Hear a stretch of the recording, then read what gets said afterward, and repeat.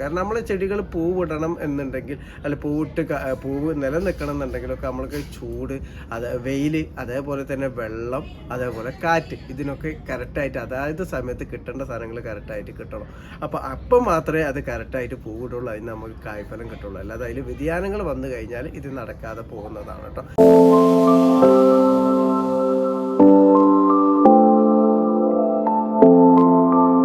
Hi, നമസ്കാരം. ഫാസിലാണ്. എൻ്റെ പുതിയ വീഡിയോയിലേക്ക് എല്ലാവർക്കും സ്വാഗതം. ഞാൻ ഇന്ന് പറയാൻ വേണ്ടി പോകുന്നത് എന്താ വെച്ചാൽ, പലരും വീട്ടിൽ കൃഷി ചെയ്തിട്ട് വെച്ചാൽ പല പ്ലാന്റുകൾ വെച്ചിട്ട് 2 വർഷമായി 3 വർഷമായി ഇതുവരെ പൂവിടുന്നില്ല. ഇനി പൂവിട്ടാലും പൂവ് കൊഴിഞ്ഞു പോകുന്നു. ഇതിന് കാരണം എന്താണെന്ന് വെച്ചിട്ട് പലരും എനിക്ക് മെസ്സേജ് അയക്കാറുണ്ട്, കമൻറ്റിലൂടെ ചോദിക്കാറുണ്ട്. അപ്പോൾ ഇതിനൊക്കെയുള്ള മറുപടിയാണ് ഇന്നത്തെ എൻ്റെ വീഡിയോയിലൂടെ ഞാൻ പറയുന്നത് കേട്ടോ. കാരണം പൂവിടാത്തതിനും പൂവ് കൊഴിഞ്ഞു പോകുന്നതിനും ഒരു കാരണമല്ല, ഒന്നിലധികം കാരണങ്ങളുണ്ട്. അപ്പോൾ എന്തൊക്കെയാണെന്നുള്ള ഈ വീഡിയോയിലൂടെ ഞാൻ പറഞ്ഞുതരാം. അപ്പോൾ എല്ലാവരും വീഡിയോ മുഴുവനായിട്ട് കാണാൻ വേണ്ടി ശ്രമിക്കുക. നമുക്ക് വീഡിയോയിലേക്ക് പോവാം. അപ്പൊ ചെടി പൂവിടാത്തതിനും അതേപോലെ പൂവിട്ടത് കൊഴിഞ്ഞു പോകുന്നതിനും പ്രധാനമായിട്ടുള്ള ഒരു കാരണം എന്ന് പറഞ്ഞാൽ സൂര്യപ്രകാശമാണ് കേട്ടോ. അത് നമ്മൾ ചിലരുണ്ടാവും ചെടി നല്ല രീതിയിൽ നട്ടിട്ടുണ്ടാവും, നല്ല വളങ്ങളും വെള്ളമൊക്കെ കൊടുക്കുന്നുണ്ടാവും, പക്ഷെ ചെടി പൂക്കില്ല. കാരണം ചെടിക്ക് സൂര്യപ്രകാശം തീരെ കിട്ടുന്നുണ്ടാവില്ല. അപ്പോൾ സൂര്യപ്രകാശം കിട്ടാതിരിക്കുമ്പോൾ ചെടികൾ പൂക്കൂല, പൂക്കൂല, കായ്ക്കൂല. ചെടികൾ ചിലപ്പോൾ വളരെ ഇരിക്കും, പക്ഷെ പൂക്കൂല. അപ്പോൾ സൂര്യപ്രകാശം കിട്ടുന്ന സ്ഥലത്തേക്ക് ആ ചെടി മാറ്റണം. മറ്റെന്തെങ്കിലും ചെടിൻ്റെ ഷെയ്ഡിലാണിത് നിൽക്കുന്നതെന്നുണ്ടെങ്കിൽ അതിൻ്റെ ചില്ലൊന്നെങ്കിൽ വെട്ടി കൊടുക്കുക. അല്ലാന്നുണ്ടെങ്കിൽ അത് വെയിൽ കിട്ടുന്ന സ്ഥലത്ത്, ഇപ്പോൾ പോട്ടിലൊക്കെ വെച്ചതാണെന്നുണ്ടെങ്കിൽ വെയിൽ കിട്ടുന്ന സ്ഥലത്തേക്ക് നമ്മൾ മാറ്റി കൊടുക്കണം. ഇതേ വെയിൽ തന്നെ ദോഷമാവും ചെയ്യും കേട്ടോ. പൂവിട്ട് നിൽക്കുന്ന ടൈമിൽ അമിതമായിട്ട് വെയിൽ കിട്ടുന്ന സ്ഥലമാണെന്നുണ്ടെങ്കിൽ മണ്ണ് ഡ്രൈ ആവാന്നുണ്ടെങ്കിൽ അപ്പോഴും പൂവ് കൊഴിഞ്ഞു പോകും. അപ്പോൾ പൂവിട്ട ചെടികളാണെന്നുണ്ടെങ്കിൽ നമ്മൾ അതിന് കറക്റ്റായിട്ട് നമ്മൾ ഷെയ്ഡ് കൊടുക്കണം. അപ്പോൾ അതെങ്ങനെ തണൽ കൊടുക്കേണ്ടത് ഞാൻ അതിൻ്റെ മുന്നേ പറഞ്ഞിരുന്നു. ചെടീൻ്റെ മേലെ നമ്മൾ പോയി കെട്ടി കൊടുക്കുകയല്ലേ ചെയ്യേണ്ടത്.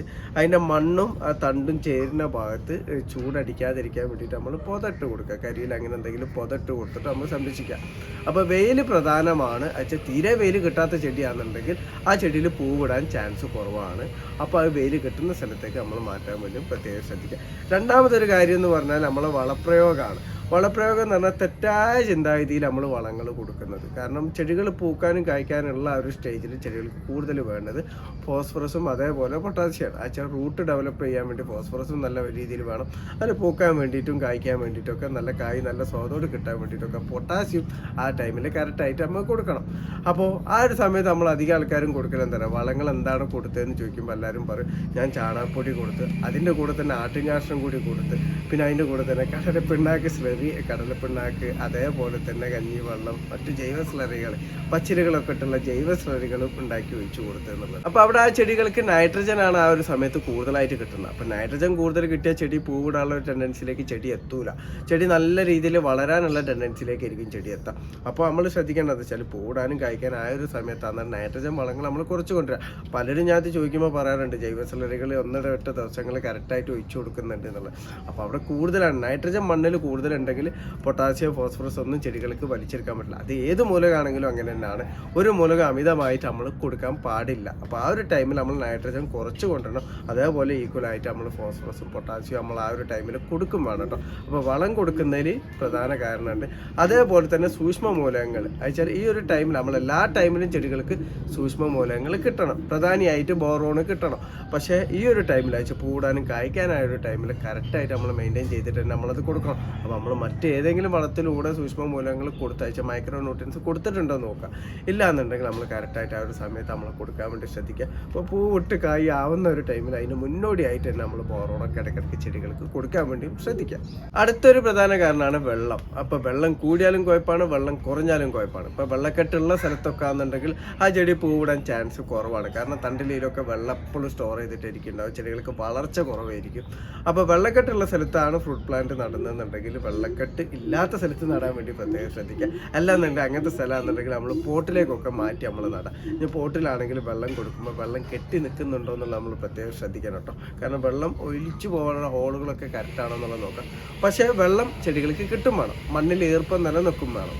അപ്പോൾ ഈ ഒരു കാര്യം പ്രത്യേകം ശ്രദ്ധിക്കണം. കാരണം വെള്ളം അമിതമാവരുത്. വെള്ളം അമിതമായെങ്കിൽ പ്രത്യേകിച്ച് പച്ചക്കറി കൃഷിയിലൊക്കെ കാരണം പൂവിടൂല, ആ തണ്ടിൽ മഞ്ഞളിപ്പ് വരും, അതേപോലെ ഇലകളിൽ മഞ്ഞളിപ്പ് വരും, പൂവിട്ടാലും പൂവ് ചീഞ്ഞു പോകും, ഇങ്ങനെയൊക്കെ സംഭവിക്കുക. അപ്പോൾ ആ ഒരു കാര്യം പ്രത്യേകം ശ്രദ്ധിക്കുക. ചെടിക്ക് കിട്ടേണ്ട വെള്ളം അയച്ചാൽ മണ്ണിൽ ഈർപ്പം നിലനിൽക്കുന്ന രൂപത്തിൽ മാത്രം വെള്ളം കൊടുക്കുക. അപ്പോൾ വെള്ളക്കെട്ടുള്ള സ്ഥലങ്ങളൊക്കെ ആണെന്നുണ്ടെങ്കിൽ നമ്മൾ ഗ്രോ ബാഗിലോ പോട്ടിലോ ഡ്രമ്മിനായിട്ട് നമ്മൾ കൃഷി ചെയ്യാൻ വേണ്ടി ശ്രദ്ധിക്കുക. ഇനി അടുത്തതാണ് നമ്മളെ പരാഗണം. അയച്ചാൽ എല്ലാ ചെടികളും സ്വയം പരാഗണ ശേഷിയുള്ള ചെടികളല്ല. അയച്ചാൽ ഇപ്പോൾ ഫീമെയിലും മെയിലും കൂടി മിക്സ് ഫിക്സ് ആയിട്ട് വരുന്ന ഒന്നല്ല. ചിലതിൽ മെയിൽ മാത്രമായിരിക്കും, ചിലതിൽ ഫീമെയിൽ മാത്രമായിരിക്കും. അത് കൂടുതലായിട്ട് പച്ചക്കറി കൃഷിയിലൊക്കെ അങ്ങനെ കാണാറുണ്ട്. ഇപ്പോൾ നമ്മളെ റെഡ് ലേഡി പപ്പായയിലൊക്കെ അങ്ങനെ ഉണ്ട്. അപ്പോൾ നമ്മൾ ചെയ്യേണ്ടതെന്ന് വെച്ചാൽ ഒന്നിലധികം ചെടികൾ നട്ടു കൊടുക്കാൻ വേണ്ടി ശ്രദ്ധിക്കുക. അപ്പോൾ അങ്ങനെ ആകുമ്പോൾ കറക്റ്റായിട്ട് പരാഗണം നടക്കും കേട്ടോ. ഇനി അടുത്തൊരു കാരണം എന്ന് പറഞ്ഞാൽ നമ്മളെ കാലാവസ്ഥ വ്യതിയാനമാണ് കേട്ടോ. അത് പല ഫ്രൂട്ടിനും ചിലത് സീസൺ ഉണ്ടാവും. അപ്പോൾ ആ ഒരു സീസണിൽ നമ്മളെ കാലാവസ്ഥ വ്യതിയാനം വന്നാൽ ഉദാഹരണത്തിന് നമ്മൾ ചൂടുള്ള സമയത്ത് നല്ല രീതിയിൽ മഴ പെയ്യുക, അതേപോലെ തണുപ്പ് കാലത്ത് തണുപ്പ് കിട്ടാതെ ചൂട് കിട്ടുക, അങ്ങനെ കാലാവസ്ഥ വ്യതിയാനങ്ങൾ വരുമല്ലോ. അയച്ചാൽ അന്തരീക്ഷത്തിൽ ഈർപ്പം കൂടുതലാവുക അല്ലെങ്കിൽ ഈർപ്പം കുറയുക, ഇങ്ങനെയൊക്കെ വരുമ്പോൾ ആ സീസണിൽ പൂക്കേണ്ട ചെടികളാണെന്നുണ്ടെങ്കിൽ ചിലപ്പോൾ പൂവിടാതൊക്കെ പോവാം. അത് നമ്മളെ കൊണ്ടൊന്നും കൂട്ടിയാൽ കൂടില്ല. കാരണം നമ്മളെ കൊണ്ട് ചെയ്യാൻ പറ്റുന്ന കാര്യങ്ങൾ മാത്രം നമ്മൾ നിരക്കുക. അപ്പോൾ ഈ കാലാവസ്ഥ വ്യതിയാനത്തിൽ വരുന്ന സാധനങ്ങളാണെന്നുണ്ടെങ്കിൽ നമുക്കൊന്നും ചെയ്യാൻ വേണ്ടി പറ്റില്ല. കാരണം നമ്മളെ ചെടികൾ പൂവിടണം എന്നുണ്ടെങ്കിൽ, അല്ല പൂവ് നിലനിൽക്കണം എന്നുണ്ടെങ്കിലൊക്കെ നമ്മൾക്ക് ചൂട്, വെയിൽ, അതേപോലെ തന്നെ വെള്ളം, അതേപോലെ കാറ്റ്, ഇതിനൊക്കെ കറക്റ്റായിട്ട് അതായത് സമയത്ത് കിട്ടേണ്ട സാധനങ്ങൾ കറക്റ്റായിട്ട് കിട്ടണം. അപ്പം മാത്രമേ അത് കറക്റ്റായിട്ട് പൂവിടുള്ളൂ, അതിന് നമുക്ക് കായ്ഫലം കിട്ടുള്ളൂ. അല്ലാതെ അതിൽ വ്യതിയാനങ്ങൾ വന്നു കഴിഞ്ഞാൽ ഇത് നടക്കാതെ പോകുന്നതാണ് കേട്ടോ. ഇനി അടുത്തത് നമ്മളെ ഫംഗൽ ഇൻഫെക്ഷനായി ചെറിയ കീടങ്ങളെ വൈറസ് രോഗം ഇങ്ങനെയൊക്കെ വന്നു കഴിഞ്ഞാൽ ചെടി പൂവിടില്ല. കാരണം അതിൻ്റെ തൂമ്പിൽ ഇങ്ങനെ രോഗങ്ങൾ കണ്ടിട്ടുണ്ടോ, കുമിൾ രോഗം വന്ന് കിടക്കുന്നത്, അല്ലെങ്കിൽ മറ്റെന്തെങ്കിലും വൈറസ് രോഗം. അപ്പോൾ ഇങ്ങനെയൊക്കെ ഉണ്ടായി കഴിഞ്ഞാലും നമ്മൾ ആ ചെടി പൂവിടൂല. അല്ലാന്നുണ്ടെങ്കിൽ പൂവിട്ട ടൈം ആണെന്നുണ്ടെങ്കിൽ ആ പൂവ് കൊഴിഞ്ഞു പോകാനും ചാൻസ് കൂടുതലാണ്. അപ്പോൾ നമ്മൾ ശ്രദ്ധിക്കേണ്ടത് എന്താണ്, അങ്ങനെയൊക്കെ ഉണ്ടെന്നുണ്ടെങ്കിൽ നമ്മൾ ആ ഭാഗം ഒന്ന് കട്ട് ചെയ്ത് കൊടുക്കുക. എന്നിട്ട് കറക്റ്റ് അതിനെന്താണ് വേണ്ടത്. ഇപ്പോൾ ഫംഗൽ ഇൻഫെക്ഷൻ ആണെന്നുണ്ടെങ്കിൽ അതിന് ഫംഗിസൈഡ് നമ്മൾ സ്പ്രേ ചെയ്ത് കൊടുക്കുക. അല്ലെങ്കിൽ കീടശല്യമാണെന്നുണ്ടെങ്കിൽ ആ കീടനാശിനി നമ്മൾ സ്പ്രേ ചെയ്ത് കൊടുക്കുക. അങ്ങനെ നമ്മൾ സ്പ്രേ ചെയ്ത് കൊടുത്ത് അത് മാറ്റിയതിന് ശേഷം നമ്മൾ അമിനോ ആസിഡുകളുണ്ടല്ലോ, ഫിഷ് അമിനോ ആസിഡൊക്കെ നമ്മൾ കറക്റ്റായിട്ട് നമ്മൾ സ്പ്രേ ചെയ്ത് കൊടുക്കുക. അതേപോലെ തന്നെ മണ്ണിൽ നല്ല രീതിയിൽ ഹോർമോൺ വളങ്ങളൊക്കെ നമ്മൾ ജൈവ രൂപത്തിൽ തന്നെ, ഇപ്പം നമ്മൾ മുരിങ്ങേൻ്റെ ഇല വെച്ചിട്ടൊക്കെ ഹോർമോൺ വളം ഉണ്ടാക്കുന്നത് ഞാൻ അതിൻ്റെ മുന്നേ വീഡിയോ ചെയ്തിട്ടുണ്ട്. അപ്പോൾ അങ്ങനത്തെ ഹോർമോൺ വളങ്ങളൊക്കെ നമ്മൾ കറക്റ്റായിട്ട് കൊടുക്കുക.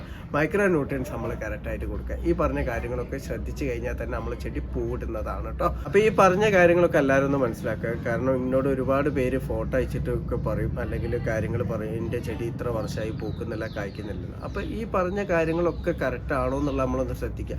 എന്ത് മൂലത്തിൻ്റെ കുറവാണ്, അല്ലെങ്കിൽ ഈ പറഞ്ഞ പോലെ വെയിൽ കിട്ടുന്നുണ്ട്, ഈ കാര്യങ്ങളൊക്കെ ഒന്ന് മനസ്സിലാക്കുന്നുണ്ട്. അതിനനുസരിച്ചിട്ട് നമ്മൾ കൃഷി ചെയ്ത് പോവുക. അപ്പോൾ നമുക്ക് എന്തായാലും അതിന് കായ്ഫലം കിട്ടുന്നതുമാണ് കേട്ടോ. അപ്പോൾ ഇന്നത്തെ എൻ്റെ വീഡിയോ നിങ്ങൾക്ക് ഇഷ്ടപ്പെട്ട ലൈക്ക് ചെയ്യുക. താങ്ക്